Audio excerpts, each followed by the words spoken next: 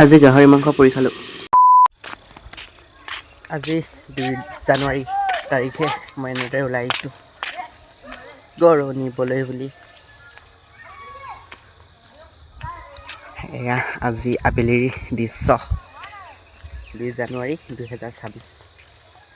আজি আমাৰ গৰু ইয়াত আছে, মানে এইখন পথাৰত আছে, দেখিছে নহয়। এয়া আজি মই এনেকৈ মিনি ব্লগটো বনাইছোঁ, কেনেকুৱা হৈছে নাজানো। আৰু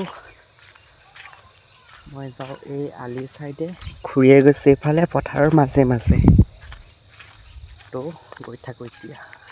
আমাৰতো এইটো ডেইলি কাম, গৰু নিয়া অনাটো।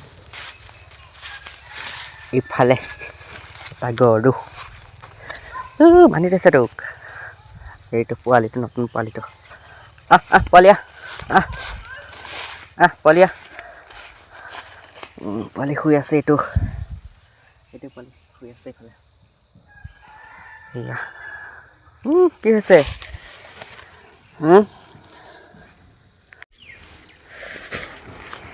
পোৱালি উঠিলে এতিয়া খুলি দিওঁ, এতিয়া।